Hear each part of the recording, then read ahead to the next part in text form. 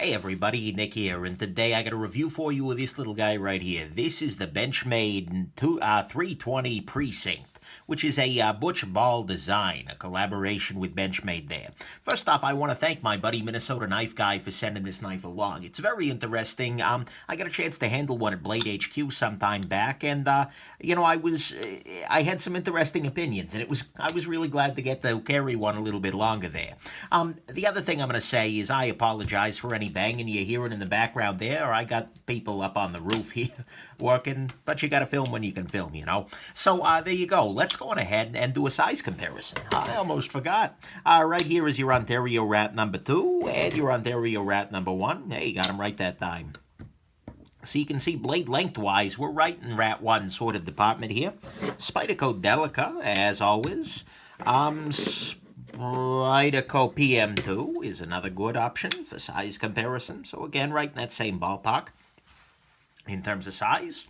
And, oh, what the heck else? Another production knife with a very nice action on the ZTO 452 CF. So there we go. Let's go on ahead and jump into the good, the great, the bad, and the ugly of the Benchmade little precinct here. So on the good side, first off, I appreciate the fact that they're using a standard Benchmade clip here. This is their 3-hole pattern clip, and so you can get their normal clip, which is not a deep carry clip, as well as this guy, which is a deep carry clip. And one of the very favorite things that Benchmade does that I appreciate very much is they will send you out a deep carry clip, no matter what the knife originally came with, and they do that at no cost. So that's a nice thing. I appreciate that they're using a standard clip, which gives you lots of options. They've got a couple of other choices, I believe, as well. So that's good. It's using standard Benchmade clip. Next thing, the materials on this guy are actually pretty nice. You're using a pretty grippy feeling G10 over here. You're using a steel liner on the inside of the G10. As you can see here, it's a little hard to tell them apart because they're painted very similarly. And then on the steel for the blade, you're using 154 cm steel, which is a fine steel. It's good to go. So the materials on this guy are nice. Next thing I'll say is that I appreciate the sharpening choil here. You can see that it does, in fact, clear the entire plunge grind, which is good. There's a little recurve to the blade, but whatever. But I appreciate the presence of a sharpening choil. That's always a nice thing. And then finally on the good side, I like the fact that even though there is a steel liner on one side but not the other, hopefully you can see that, the knife is still symmetrical, which means that they made sure that the G10 was the right thickness on this side, such that the G10 plus the liner are the same thickness as the other side. It's kind of a ridiculous thing to be in love with, but I've seen so many knives that are weirdly asymmetrical because of nested liners on one side, or I'm sorry, non-nested liners, and so it's good to see that done really right. That is a sign of giving a damn, and so I appreciate that very much. So there's your good. It's got the liner on the one side, but it's still a symmetrical knife. You have a nice materials on this overall, G10, 154 cm. The sharpening choil is a beautiful thing, and it's using a standard Benchmade clip. So there you go. That's your good. Let's talk about what's great here. What's great to me about the Benchmade Precinct is the action. 100%. This is a well-done flipping knife action. If you press the flipper tab in, and that's the way this has to work. It doesn't work so well as a light switch sort of pull back flipper. I was able to do it, but it feels a lot better as a push-button flipper. You get a very, very solid, good detent. It fires reliably, absolutely 100% of the time, and it's way better than Benchmade's previous attempt at a flipper, which was the Benchmade 300, an axis lock flipper. That didn't go so smooth for it. Speaking of smooth, on the closing side, this guy is very, very smooth. It's helped by using a liner lock rather than a frame lock, so the lock bar tension is relatively small, and that, coupled with some nice bearings, allows this to be not necessarily a free dropper in the classical sense. You still need to have a little bit of impulse to it, but at the same time, it's smooth enough that it's a-okay. There's zero problem with this. And this knife is very, very good proof that Benchmade can make a great flipper. This has a great flipping action. Absolutely 100%. And so that's nice to see. And so that, to me, is what's great about this. This has a great action on the deploy and the great action on the close. Let's jump into what's bad here. Okay, so on the bad side, first off, this has a little gap behind the blade here. This doesn't bother me particularly, but it does bug some people, so keep that in mind. Next thing, well, I'm nitpicking here. The Maker's Mark logo thing isn't all that impressive where it is. I'd like to see it maybe smaller and moved up, rather than just kind of hanging out non-committally on the blade. Whatever, not a big deal. Next thing, speaking of non-committal, this is a recurve, but it's almost not a recurve. There's not a whole lot of recurvity to it, particularly. If you're going to do a recurve, do something a little bit crazy with it. Really make it a recurve. As opposed to this, which is enough to complicate sharpening, but not enough to win you anything. So there you go. Next thing, this little area here is weird. I appreciate the sharpening choil, but this feels like, given the geometry where you want to put your thumb, this feels like it should be a finger choil. But there's not enough space here before the sharpened edge for you to put your finger in there. I mean, you can kind of press it back against there, but then you're running the risk of it's no good there. And used in this way, ergonomically, it doesn't work all that well. So I kind of wish that this was a finger choil, because I think that would make this knife a little bit more comfortable in the hand. But, okay, whatever. More substantial issues.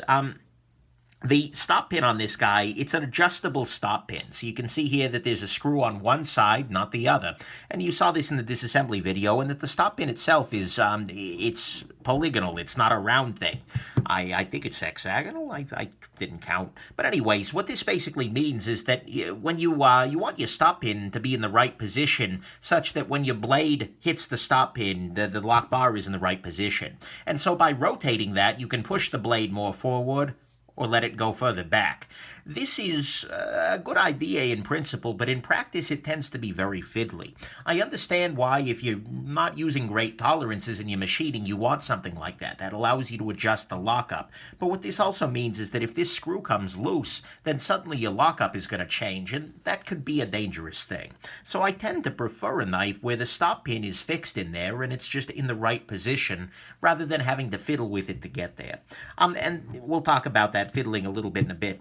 Then finally, this knife is a bit thick behind the edge. It's not the end of the world, absolutely, but you can see here that it's not exactly God's gift to slicing. It's okay. And because the blade stock isn't so thick, I mean, there are definitely worse knives out there for thick behind the edge. But I'd like to see this ground to be a little more slicey. But whatever. So that's the bad to me, is it's a little thick behind the edge. The adjustable stop pin it's got a lot more potential to cause problems than anything. It's got an almost finger choil. It's got a non-committal recurve. It's got the writing on the blade, which is weirdly large here. And it's got that little gap, which bugs some people. Let's talk about the ugly, because sadly there's a lot of it. Okay, so on the ugly side, first off, I say this in every Benchmade video in 2017, but Benchmade appears to have no meaningful quality control in 2017. If you're buying a Benchmade, you need to do it in person, where you can get one, where you have no side-to-side, up and down, blade play, and where the centering is right. The centering is not right on this one. That's ugly, but it's not the ugliest thing here. Next thing is the pocket pecker on this guy. This has a flipper tab that I affectionately refer to as a pocket pecker, because it looks like a little woodpecker that's pecking on whatever it is in your pocket. And that, to me, is kind of ugly, and it's unfortunate, especially because the shape of this flipper tab is all wrong. This is not a very good light switchy flipper. Where you flick it this way, you're unlikely to... Yeah, okay, I got it open that time. This really demands a straight down pushing action. But unfortunately, you're pushing straight down onto a relatively sharp point, and that's deeply, deeply ugly. So the pocket pecker is ugly in the pocket, and it's ugly on the finger, so it's just ugly. This has got a bunch of ergonomic hot spots, and means this isn't great in my hand. You've got hot spots off of this, off of this, off of this, off of this, off of this, off of this, as well as off of the clip here, as well as off of the little liner, which sticks up a little bit. That's great for accessibility, but ergonomically, it's pretty ugly. And then finally, the build quality on this is really unimpressive to me, for a couple of reasons. I mean, from the detailed ones, like for instance, look at this surface right here. Every other surface on the blade has been finished, it's been reground, but it's clear that this is the one thing that they didn't touch at all, following the water jetting or however they're cutting out this part. And that's kind of ugly. I'd like to see a little bit more uniformity. But the thing is, if those were my issues here, I'd be happy. The bigger issues are things like the poor centering. The fact that there are just all sorts of really, really unpleasant issues. And the disassembly, actually, I was able to do a lot of good in the disassembly. When it first came onto my table, It was seriously rattly. Like if I did this, you could hear it rattling around. But during the disassembly, something happened, and I'm not claiming credit for this, such that the lockup is no longer at 99%. It's probably closer to 50%. The rattling has gone away, and the centering is a little bit better. And so what this means to me is that if, just in the process of taking apart and reassembling a 3-screw knife, major things have changed about the lockup, and otherwise, the tolerances here probably aren't very good. A good knife should go back together the same way it was taken apart without any real concerns. But unfortunately, this guy is not a good knife. It's not put together. And what this means is that one loose screw, and in all likelihood, this little pivot guy, this little stop pin guy got subtly adjusted during the disassembly, and that fixed everything, but that also means that it could just as easily break everything. So this is just a knife that doesn't feel like it's made with good tolerances. It's kind of held together with spit and duct tape. And that is really, really ugly when we look at the price. This is built like a $50 or $60 Chinese-made knife from another company. I don't know who exactly would make a knife like this, but the thing is, this seems to be about 50 or 60 bucks. You got a great action, but the build quality is okay. The thing is, this is a Benchmade, though, and so you have to add in the $50 Benchmade's pricing team is completely insane fee. And that gets you up to the retail price for this, which is 120 bucks. And this is just a silly price for this knife. I'm sorry. Something that with this build quality does not deserve to go for 120 bucks. This shouldn't break 100, let alone 120. And this is just kind of endemic for Benchmade because they've been increasing their pricing again. And Benchmade pricing was already insane. I mean, I've said it before and I'll say it again. I don't know what Benchmade's pricing team is on, but whatever it is way better than their knife making. So there you go. The price on this guy is absolutely insane. And so to me, that's the ugly. The pricing is out of control. The build quality is very poor and feels like this knife could just as easily come back out of adjustment and turn into a piece of crap again. There was serious lock stick on it. It's Hotspot City. It's got a pocket pecker, and Benchmade as a company has given up. Let's talk about the final conclusions here. I mean, at some level, this knife has some great points and some terrible points. When it is in good adjustment, it's very nice. The action is very nice, and frankly, the materials aren't bad. G10 and 154 cm are a solid combination. But the thing is, it is absolutely full of ergonomic hotspots. It is hung like a horse in the flip-a-tab department, and the construction is just really not impressing me at all. And I handle a lot of knives, and this falls in the bottom 5-10%. And so the end result of those things, a great action, good materials, coupled with terrible construction, like I said, feels like a $60 or $70 knife. At that kind of a price, this build quality can be forgiven in light of a good action. And the thing is, if you can find one used in that ballpark, pay 60 or 70 bucks, then sure, go ahead, pick one up. It's a fun little novelty, and it is a very nice little action. But the thing is, this quality is just terrible, and the one I handled at the Blade HQ had the same quality issues. So this isn't just a crappy, or at least maybe these are both crappy Benchmade QC issues. But either way, it's ugly.